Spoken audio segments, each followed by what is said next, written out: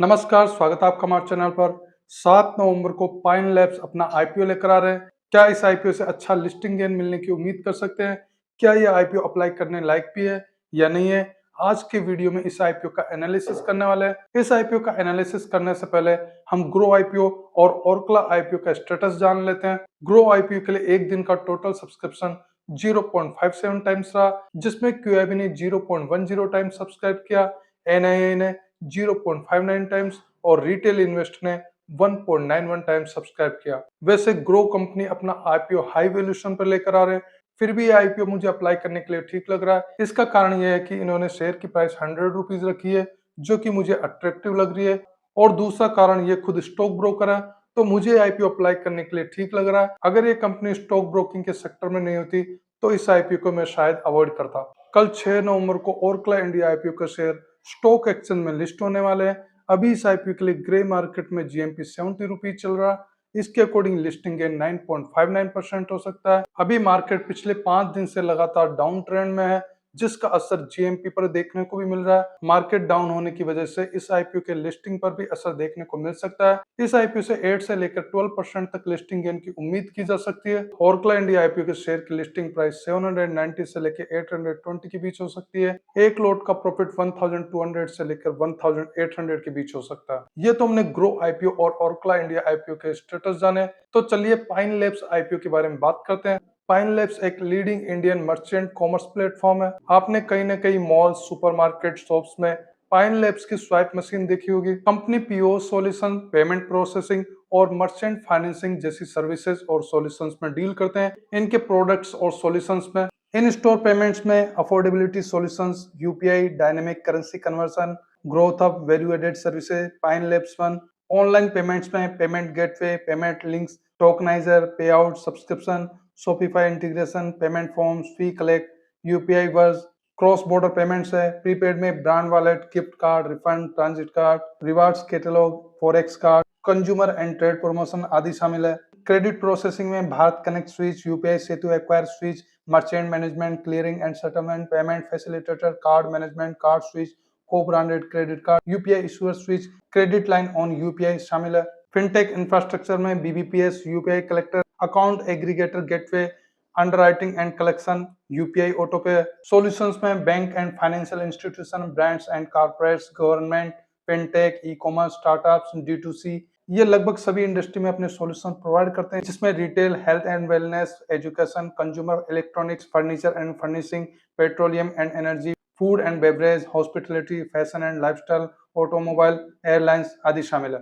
Company की शुरुआत 1998 में हुई। इन्होंने अपने आप को सिंगापुर, मलेशिया, यूएई और यूएस में एक्सपेंड किया है। 30 जून 2025 के डाटा के अकॉर्डिंग इनके पास में 9,88,304 मर्चेंट्स है, 716 कंज्यूमर ब्रांड्स एंड एंटरप्राइजेज है और 177 फाइनेंशियल इंस्टीट्यूशन है। इनके की कस्टमर बेस में एचडीएफसी बैंक, एक्सिस बैंक और आईसीआईसी बैंक है। कंपनी का रजिस्टर्ड ऑफिस गुरुग्राम, हरियाणा में है। कंपनी के प्रोमोटर की बात करें तो इनका कोई भी आइडेंटिफिएबल प्रमोटर नहीं है। कंपनी के फाउंडर में लोकवीर कपूर और रजुल गर्ग है। ये तो कंपनी के प्रोफाइल की बात हुई। चलिए इनके फाइनेंशियल देखते हैं। कंपनी ने जून 2025 क्वार्टर के रिजल्ट भी फाइनेंशियल इंफॉर्मेशन में शेयर किए। 2025 फाइनेंशियल ईयर में इनके असेट 10,715.74 करोड़ है। इनके असेट में लगातार ग्रोथ हो रही है। रेवेन्यू 2,327.09 करोड़ है। इनका रेवेन्यू 28% इंक्रीज हुआ। प्रॉफिट की बात की जाए तो कंपनी को लगातार लॉस हो रहा है। 2023 फाइनेंशियल ईयर में इनका लॉस 265.15 करोड़ था, जो कि बढ़कर 2024 फाइनेंशियल ईयर में 341.90 करोड़ हो गया। 2025 फाइनेंशियल ईयर में इन्होंने अपने लॉस पर कंट्रोल किया, फिर भी 2025 फाइनेंशियल ईयर में इनका लॉस 145.49 करोड़ है।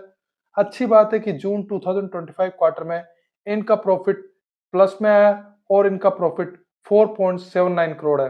EBITDA 2025 फाइनेंशियल ईयर में 356.72 करोड़ है, लेकिन इनकी EBITDA भी अप्स डाउन चल रही है।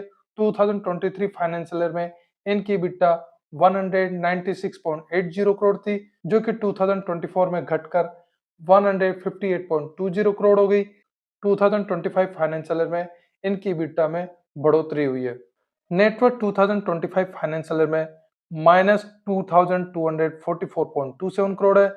इनकी नेटवर्थ माइनस में 2023 फाइनेंशियल ईयर में भी इनकी नेटवर्थ माइनस में थी, जो कि 1764.77 करोड़ थी। 2024 फाइनेंशियल ईयर में माइनस 2035.24 करोड़ थी। 2025 फाइनेंशियल ईयर में इनकी नेटवर्थ और ज्यादा माइनस में आ चुकी है, जो कि माइनस 2244.27 करोड़ है। बट जून 2025 क्वार्टर में इनकी नेटवर्थ प्लस में आई, जो कि 2327.55 करोड़ है। उधारी 2025 फाइनेंशियल ईयर में 829.49 करोड़ है। इनकी उधारी लगातार बढ़ती जा रही है, जिस पर इनको कंट्रोल करने की जरूरत है। केपीआई वैल्यू देखें तो RONW माइनस 4.15% है, जो कि ठीक नहीं है। EBITDA मार्जिन 15.68% है, जो कि ठीक कर सकते हैं। ओवरऑल इनके फाइनेंशियल की बात की जाए तो इनके फाइनेंशियल की स्थिति ठीक नहीं है। कंपनी को लगातार लॉस होता जा रहा है। इनकी EBITDA में भी अप्स डाउन चल रहे हैं। नेटवर्थ भी पिछले 3 फाइनेंशियल ईयर से माइनस में चल रही है। उधारी लगातार बढ़ती जा रही है। कंपनी को अपने फाइनेंशियल में सुधार करने की बहुत ज्यादा जरूरत है। आईपीओ का टोटल इश्यू साइज 3899.91 करोड़ है, जिसमें फ्रेश इशू 2080 करोड़ और ऑफर फॉर सेल में 1819.91 करोड़ है। एक शेयर की प्राइस 210 से लेकर 221 रुपीज है। एक लोट में 67 शेयर है और एक लोट का अमाउंट 14,807 रुपीज है। रिटेल इन्वेस्टर मिनिमम 1 लोट के लिए और मैक्सिमम 13 लोट के लिए अप्लाई कर सकते हैं। स्मॉल HNI मिनिमम 14 लोट और मैक्सिमम 67 लोट के लिए अप्लाई कर सकते हैं और बिग HNI मिनिमम 68 लोट के लिए अप्लाई कर सकते हैं। यह आईपीओ 7 नवंबर से लेकर 11 नवंबर तक अप्लाई किया जा सकता है। अलॉटमेंट 12 नवंबर को होगा। रिफंड 13 नवंबर से मिलना शुरू हो जाएगा। जिन इन्वेस्टर को आईपीओ अलॉट होगा उनके डीमेट अकाउंट में शेयर 13 नवंबर को क्रेडिट कर दिए जाएंगे और स्टॉक एक्सचेंज में इस आईपीओ के शेयर 14 नवंबर को लिस्ट होंगे। आईपीओ में रिजर्वेशन क्यूआईबी के लिए 75%, रिटेल के लिए 10% और एनआईए के लिए 15% है। कंपनी का आईपीओ लाने का पर्पज क्या है? कंपनी ने आईपीओ का टोटल इश्यू साइज में फ्रेश इश्यू और ऑफर फॉर सेल दोनों रखा है। तो कंपनी फ्रेश इश्यू फंड को कहां यूज करने वाली है, चलिए उस पर नजर डालते हैं। 532 करोड़ ये कंपनी द्वारा ली गई उधारी को पे करने में यूज करने वाले हैं। 60 करोड़ ये अपनी सब्सिडी में इन्वेस्ट करेंगे ताकि इंडिया के बाहर भी ये अपनी परचेज को एक्सपेंड कर सके। इनकी सब्सिडी में quick silver Singapore, pine payment solution Malaysia and pine labs UAE है। 760 करोड़ ये अपने टेक्नोलॉजी में इन्वेस्ट करने वाले हैं, जिसमें IT asset, cloud infrastructure, technology development initiative और procurement of DCP. Balance fund ये जनरल कॉर्पोरेट पर्पजेज में यूज करेंगे। चलिए आईपीओ के पॉजिटिव और नेगेटिव पॉइंट देखते हैं। पॉजिटिव पॉइंट में वैसे इस आईपीओ में मुझे ज्यादा पॉजिटिव पॉइंट दिख नहीं रहा, लेकिन ये आईपीओ फंड से 532 करोड़ अपनी उधारी पे करने में यूज करेंगे, जिनसे इनकी उधारी कंट्रोल में होगी। नेगेटिव पॉइंट में पॉइंट 1 कंपनी को लगातार लॉस हो रहा है। पॉइंट 2 इनकी उधारी बढ़ रही है। पॉइंट 3 इनकी फाइनेंशियल ठीक नहीं है। पॉइंट 4 ये अपना आईपीओ हाई वैल्यूएशन पर लेकर आ रहे हैं। ग्रे मार्केट में इस आईपीओ के लिए कुछ खास डिमांड नहीं है। जब से इस आईपीओ का अनाउंसमेंट हुआ है तब से ग्रे मार्केट में इसके लिए जीएमपी डाउन चल रहा है। अभी इसके लिए जीएमपी 20 रुपीज है। इसके अकॉर्डिंग लिस्टिंग है लगभग 10% का राउंड हो सकता है। ओवरऑल आईपीओ की बात की जाए तो आईपीओ में फ्रेश इशू का पोर्शन 53% है और ऑफर फॉर सेल का पोर्शन 47% है, जो कि लगभग बराबर है। ये आईपीओ में फ्रेश इशू का पोर्शन ज्यादा रख सकते थे। आईपीओ में इशू प्राइस कम हो सकती थी। कंपनी को अपने फाइनेंशियल में इंप्रूव करने की जरूरत है। पर्सनली ये आईपीओ मुझे अप्लाई करने के लिए कुछ खास नहीं लग रहा। इस आईपीओ से 5 से लेकर 10% लिस्टिंग गेन की उम्मीद की जा सकती है। आप इस आईपीओ को अप्लाई करने वाले या अवॉइड करने वाले कमेंट सेक्शन में बता सकते हैं। आपको इस आईपीओ का और अपडेट 6 नवंबर से मेरे यूट्यूब चैनल पेज पर पोस्ट में मिलता रहेगा और इसके लिए फाइनल ओपिनियन भी पोस्ट में शेयर कर दिया जाएगा। इस वीडियो को लाइक कीजिए, शेयर कीजिए। अगर आप हमारे चैनल पर नए हैं तो चैनल को सब्सक्राइब कर लीजिए। वीडियो देखने के लिए धन्यवाद।